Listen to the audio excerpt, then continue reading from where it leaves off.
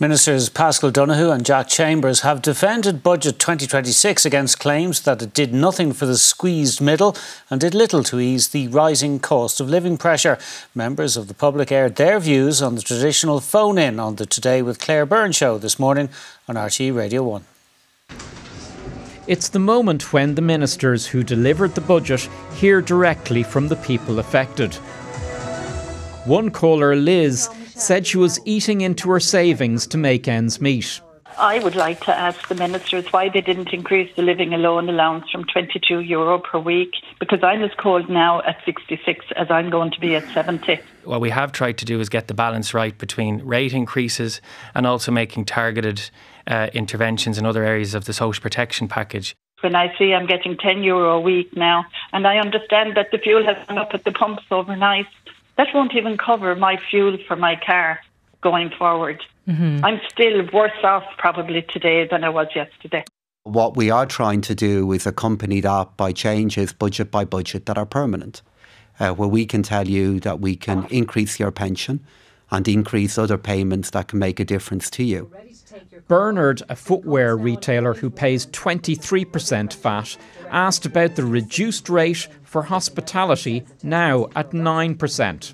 $4.40 for a cup of coffee in a small rural town in Ireland, and they say they can't make money.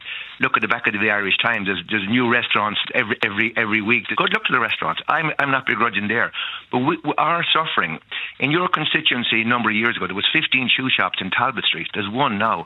The tax that you are paying, and I appreciate 23% is a lot for you to pay. That in turn, however, does allow us to have the money to meet many of the other needs that we have to answer questions about today. Ministers said they were trying to contain spending, but that message is a hard sell for people left struggling with the effects of years of inflation. David Murphy, RTE News. Sinn Féin has said the budget contained no help on the cost of living and no tax cuts for workers. Taoiseach Micheál Martin defended the package as prioritising infrastructure, including housing and water services. The day after the budget and the battle lines remain over the government's priorities.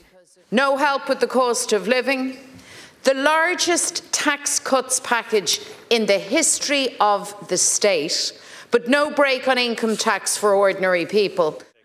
The Taoiseach defended the budget as targeting money to those most in need, as well as critical infrastructure. Your budget, and if you look at the central bank's formula for determining this, would have put up inflation and the cost of living by 2.5%. Now, what I would say to you is this. Workers in this country want better water services, want more houses, want better public transport, want more roads. With the temperature rising as the exchanges went on. You should stop heckling and shouting and being Mr. Angry all the time. The bottom line is this: housing.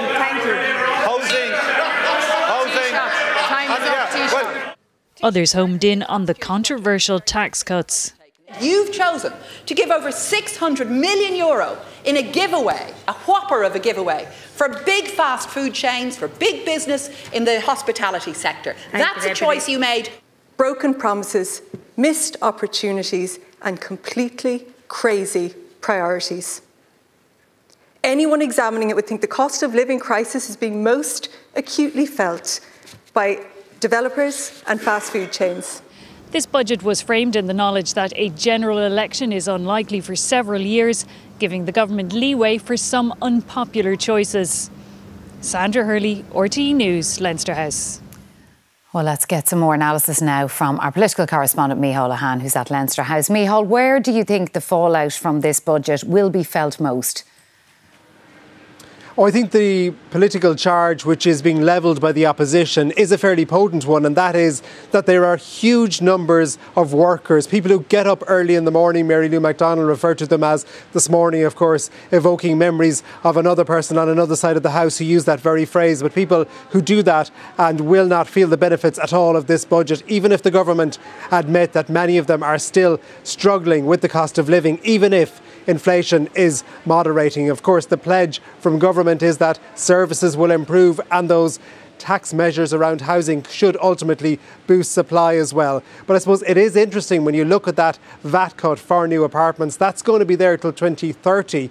And if there were any economic difficulties over the next few years, would the fact that you have measures like that nailed down for so long provide less scope for any future tax cuts for workers? If that were to happen, and even if a general election is very far away, the government would risk becoming quite unpopular with that large group of the population.